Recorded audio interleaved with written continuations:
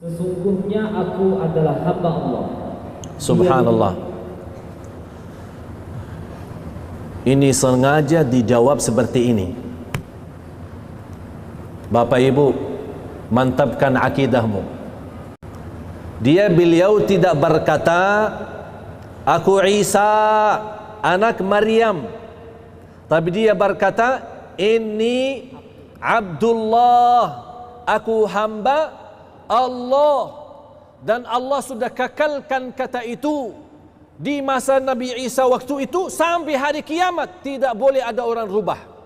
Silahkan Bapak Ibu buka di At-Taurat, buka di Injil. Tak ada satu kata Yesus berkata aku anak Tuhan. Tidak ada. Allah tidak ridha itu. Tidak ada satu kata Yesus sendiri berkata aku anak Tuhan atau saya Tuhan. Tidak ada. Tapi yang lain bicara, pendeta bicara anak Tuhan atau Tuhan, atau yang menulis Injil itu dia berkata Tuhan, atau anak atau murid-muridnya berkata anak Tuhan. Tapi Isa sendiri tidak bisa dibuktikan. Dia berkata saya Tuhan atau anak Tuhan. Dan itulah yang disampaikan oleh Syekh Ahmad Didat kepada semua kelompok Nasara. Kalau memang kalian berani, bawakan satu kata di dalam Injilmu, tidak usah dalam Al-Quran, dalam kitabmu kalian, bawakan satu ayat atau satu kata Yesus berkata aku Tuhan atau aku anak Tuhan. Tak ada. Mengapa? Karena Allah kekalkan kata itu. Bahkan beliau tidak menjawab ketika Siti Maryam menunjukkan. Dia tidak berkata aku Isa, tapi dia berkata aku hamba Allah, inni Abdullah. Lanjut. Dia Isa berkata, sesungguhnya aku adalah hamba Allah. Dia memberi kitab Injil dan menjadikan aku seorang nabi. Subhanallah. Ini masih anak kecil, masih anak bayi sudah terima wahyu. Dahsyat. Dahsyat. Jangan heran kalau apa yang dapat oleh Nabi Isa dahsyat. Terima wahyu dia masih anak bayi, terima kitab Injil, menjadi nabi dia masih anak bayi, itu biasa. Mengapa? Karena terwujud ciptaan Nabi Isa dari awal memang dahsyat. Apalagi habis itu. Kalau awalnya memang dahsyat kun fayakun, apalagi selanjutnya pasti akan jauh lebih mudah bagi Allah Subhanahu wa taala. Terus, dan Allah menjadikan aku seorang yang diberkahi di mana saja aku berada. Dia memerintahkan kepadaku melaksanakan sholat dan menunaikan zakat selama aku masih hidup. Dan dia memerintahkanku agar berbakti kepada ibuku, dan dia tidak menjadikan aku orang yang sombong lagi celaka. Dan kesejahteraan semoga dilimpahkan kepadaku pada hari kelahiranku, pada hari wafatku, dan pada hari aku dibangkitkan hidup kembali kelak. Itulah Isa putra Maryam. Ini kata siapa? Itu Isa putri. Di sini kata siapa? Kata Allah. Yang tadi kata aku hamba Allah itu Nabi Isa. Allah sampaikan cerita apa kata-kata Nabi Isa di saat itu. Tapi yang boleh sebutkan dirinya membawa nama aslinya bukan Nabi Isa sendiri. Karena tidak ada di dalam Al-Quran Nabi Isa berkata aku Isa, tapi selalu berkata aku hamba Allah. Bagaimana hamba Allah menjadi Tuhan? Ya, terus. Itulah Isa putra Maryam yang mengatakan perkataan yang benar yang mereka ragukan kebenarannya. Masalahnya kalau mereka non-muslim meragukan Nabi Isa Tuhan, anak Tuhan atau hamba Allah, itu alasan mereka, biar mereka punya alasan. Tapi yang aku heran, kebenaran itu diragukan oleh orang muslim yang sudah sendiri membaca qul huwallahu ahad Allahus samad lam yalid wa lam yulad wa lam yakul lahu kufuwan ahad. Semuanya hafal. Hafal enggak qul hu? Hafal. Karena sunnah ba'diyah selalu qul hu. Rakaat pertama qul hu, rakaat kedua qul hu lagi. Hafal, mudah, enak. Ayat yang begitu pendek, tapi subhanallah dari segi makna luas. Akidah. Ini akidah kita orang muslim. Qul huwallahu ahad. Akidah. Bahkan mencintai surah ini terjamin kita dapat surga Allah. Bahkan Rasulullah SAW bersabda di hadis yang sahih, man qara'a qul huwallahu ahad fil yawmi wal layla 10 marratin banallahu lahu baitan fil jannah. Barang siapa yang membaca qul huwallahu ahad dalam sehari dan semalam 10 kali saja, dapat rumah dalam surga Allah subhanahu wa ta'ala. Bahkan ada seorang sahabat yang memang selalu suka baca ayat ini, surah Al-Ikhlas, qul huwallahu ahad. Sambil jamaah heran, kok ini kamu suka aja baca qul huwallahu ahad? Sambil lapor kepada Rasul, ya Rasulullah, ini imam kita, tapi selalu qul huwallahu ahad mulu. Baca surah lain tambah lagi qul huwallahu ahad, tidak mau ruku', seolah-olah belum puas sama ayat-ayat lain, harus tambah qul hu baru ruku'. Misal baca Al-Fatihah, baca idza jaa nasrullah innahu kana tawwaba, tidak mau ruku', qul huwallahu ahad dulu baru ruku'. Dia merasa belum mantap kalau tidak disertai dengan qul huwallahu ahad. Apa kata beliau? Saya imam kalian dan begitulah bacaan saya. Kalau kalian tidak mau, carilah imam lain. Mereka lapor kepada Rasul, ya Rasulullah, ini kok imam kita seperti ini, qul hu mulu. Setiap rakaat dia baca satu ayat, tambah lagi qul hu. Rakaat kedua baca ayat, tambah lagi qul hu. Rasul panggil, mengapa kamu suka seperti itu? Apa dia berkata, ya Rasulullah, aku cinta surah ini karena pembahasannya sifat-sifat Allah. Rasulullah diam sebentar. Di saat itu turunnya wahyu, dan Rasul berkata, wahai yang kamu cinta surah ini, Allah juga cinta kepadamu. Allahu Akbar. Akidah yang kuat. Dia cinta surah ini, dia mendapatkan cintaan Allah. Bahkan ada satu riwayat yang lain, wa hubbuka iyyaha adkhalakal jannah. Cintamu terhadap surah ini sebab kamu terjamin masuk surga. Allahu Akbar. Jangan ragu-ragu. Terus, tidak patut bagi Allah mempunyai anak. Maha suci Dia. Apabila Dia hendak menetapkan sesuatu, maka Dia hanya berkata kepadanya, kun, jadilah. Maka jadi hal tersebut, jadilah sesuatu itu. Isa berkata, dan sesungguhnya Allah itu adalah Tuhanku dan Tuhanmu, maka sembahlah Dia. Inilah yang dinamakan jalan yang lurus.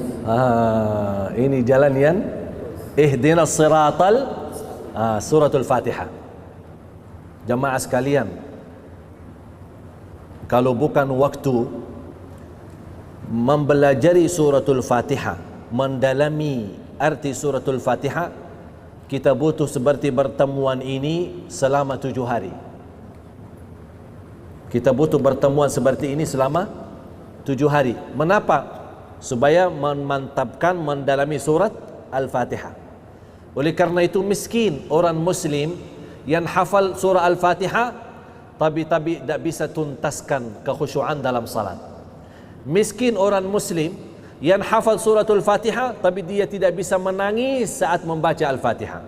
Miskin seorang muslim ketika dia sakit, dia tidak bisa tuntaskan kesembuhannya melalui suratul Fatihah.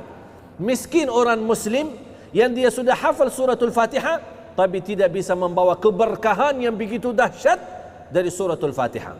Karena mohon maaf, walaupun kita hafal suratul Fatihah, belum mampu menartikan maknanya, menhayati isinya. Padahal suratul Fatihah itu Ummul Quran. Bahkan dibandingkan Al-Fatihah, hanya Al-Fatihah sendiri persimpangannya sama dengan seluruh isi Al-Quran. Kata ulama, apapun isi Al-Quran sumbernya dari suratul Fatihah. Yang bisa fahami suratul Fatihah bakal mampu memahami isi kandungan Al-Quran 30 juz. Yang tidak mampu memahami Al-Fatihah susah untuk memahami isi kandungan Al-Quran. Terus maka berselisihlah golongan-golongan yang ada di antara mereka. Siapa mereka? Yahudi dan Allah gambarkan. Ini sekarang terjadi kan? Berpecah. Kalau mereka berpecah, Allah sudah gambarkan. Mohon maaf, ulang lagi. Maka berselisihlah golongan-golongan yang ada di kalangan mereka, Yahudi dan Nasrani. Terus orang Islam Ikut-ikutan. disebutkan nggak Islam? Disebutkan nggak Islam? Berarti Islam tidak ikut campur kan? Tapi kenapa sekarang umat Islam pecah belah? Ikut-ikutan. Masalah Natal aja masih meragukan. Padahal Allah di sini sebutkan hanya Yahudi dan Nasrani. Biarkan saja mereka. Karena memang itu sifat mereka, tidak mau mengikuti kebenaran. Kenapa kok orang Islam yang ikut campur? Subhanallah, memang pesan-pesan Al-Quran luar biasa. Tapi mana orang Muslim yang sejati, yang memang bersedia membukakan hati sama Al-Quran ini? Tak ada satupun yang kita harapkan dari petunjuk dan hajat urusan dunia maupun akhirat, pasti sudah ada solusinya di dalam Al-Quran. Jamaah sekalian, mudah-mudahan bisa anda fahami. Ini pesan terakhir penutup ayat itu. Terus, maka celakalah orang-orang kafir yang pada waktu menyaksikan hari yang agung. celakalah bagi mereka nanti kalau sudah kebenaran menjadi nyata dan mereka nyesal kenapa tidak beriman. Ini bahasanya kepada siapa? Yahudi dan Nasrani. Tidak disebutkan kata orang Islam. Berarti orang Islam jangan ragu-ragu. Jangan ragu-ragu. Jangan fahami kesimpulannya. Jangan salah faham apapun yang saya sampaikan malam ini berarti kita orang yang keras sama Nasara atau keras sama non-Muslim. Tidak. Kita tetap memegang prinsip kita, prinsip Nabi Muhammad, bahkan sifat Nabi Muhammad. Wa ma arsalnaka illa rahmatan. Kita rahmat seluruh alam, manusia, beda agama, pohon-pohon, binatang-binatang, seluruh alam, seluruh ciptaan Allah harus merasakan kasih sayangnya kita.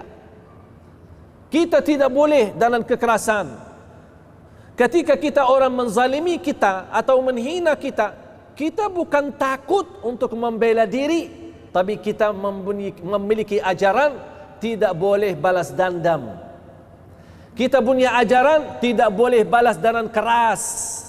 Kita punya ajaran tidak boleh lawan dengan kata-kata hina, tapi kita membalas dengan pemaaf, kasih sayang, rahmatan lil alamin. Ingat, balasan saya bukan karena saya takut, tapi karena saya ikuti ajaran agama saya, menjadi orang yang sejati, orang Muslim yang membawa damai untuk seluruh manusia. Itu yang harus kita tetapkan. Faham jamaah sekalian? Tidak ada larangan berbisnis sama beda agama. Tidak ada larangan kita bergaulan dengan orang non-Muslim. Tidak ada larangan kalau kita bersenang-senang jalan-jalan sama mereka. Tidak ada larangan kalau kita ikut bersama-sama atau undang mereka ke rumah. Kita bersilaturrahim. Ketika mereka lagi dalam keadaan susah, kita bantu mereka sesuai kemampuan. Itu semua tidak ada larangan. Satu yang dilarang. 1000 bebas. 1001, 1000 bebas. 1 tidak bebas. Akidah. Kalau akidah jangan macam-macam. Silaturrahim merusak akidah? Tidak, silahkan silaturrahim. Hindu, Buddha, Nasara, Yahudi, musuh tidak dilarang, silahkan. Kita bawa contoh yang baik. Tapi bagaimana kalau mereka mengucapkan selamat pas hari raya? Hari raya Idul Fitri, hari raya Idul Adha, kita jawab apa? Terima kasih. Sudah selesai. Tapi jangan anda merasa dah enak. Mereka kan suka ucapin selamat hari raya. Kenapa saya dah mau ucapin selamat untuk hari raya mereka? Jamaah sekalian, ayo mari kita sama-sama membuktikan kita umat Islam ummatan rahmatan lil alam. Ayo dekat dengan mereka, ajak mereka. Dan saya usulkan satu, kalau boleh nanti di rumah, bas di internet buka berin terjemahan surah Maryam, print terjemahan surah Maryam, dan dilapisi dalam halamannya, disusun rapi, kemudian dijadikan seperti buku kecil atau buku saku, ya, hadiah. Ketika ada di antara mereka yang anda kenal hari ulang tahun mereka, hari ulang tahun seperti kita buat ulang tahun, ikut ulang tahun. Apa hadiah aku seorang muslim kepada mereka pas hari ulang tahun mereka? Saya hadiahkan surah Maryam dengan terjemahan. Ini mohon, saya minta mohon, ini hadiah untukmu, tolong dibacakan. Itu saja. Biar mereka sendiri yang mencari kebenaran. Dan sampaikan kalau ada pesan surat di atas terjemahan surah Maryam, ada sebuah surat yang kita tulis, kami orang muslim cinta Siti Maryam, cinta Nabi Isa. Bahkan tidak sah iman kita kalau belum percaya Nabi Isa. Bahkan di antara bukti Islam mencintai mereka, di dalam kitab suci kami ada sebuah surah bernama surah Maryam, dan itu pula tidak ada di dalam Taurat dan tidak ada di dalam Injil. Mudah-mudahan anda berkenan membaca hadiah buku saya. Assalamualaikum, selesai. Menjadi pendakwah, tapi dalam bahasa, mohon maaf, tidak punya ilmu, silahkan hadiahkan buku. Kita tidak tahu kapan turunnya hidayah untuk kawan kita, untuk teman kita. Punya kenalan orang barat, dan orang barat punya kelebihan suka baca. Silahkan email kalau anda punya email mereka, hadiahkan surah Maryam dalam terjemahan. Tapi jangan anda berkata ini dari kitab suci kami, tapi ini sebuah hadiah. Kalau dia baca, saya yakin yang suka baca dan teliti pasti bakal kirim email lagi atau mencari kita. Ini maaf, bukunya sangat bagus. Tak mungkin ada orang berkata Al-Quran tidak bagus. Tak bisa. Semua yang baca Al-Quran, Muslim maupun non-Muslim, pasti sepakat Al-Quran itu isinya baik dan sempurna. Ini menjadi tugas kita. Faham? Mudah-mudahan insya Allah belajaran malam ini menjadi petunjuk untuk kita dan menjadi petunjuk untuk kawan-kawan kita, sahabat, bahkan ada di antara mereka yang masih hubungan keluarga dengan kita. Mudah-mudahan insya Allah belajaran malam ini bisa kita sampaikan kepada mereka dengan cara hikmah, dengan cara halus, supaya dengan niat, insya Allah kita niat, mudah-mudahan menjadi hidayah. Kalau mereka dapat hidayah, alhamdulillah. Kalau mereka belum dapat hidayah, jangan anda sedih, karena itu urusan Allah, bukan urusan kita. Billahi taufiq wal hidayah.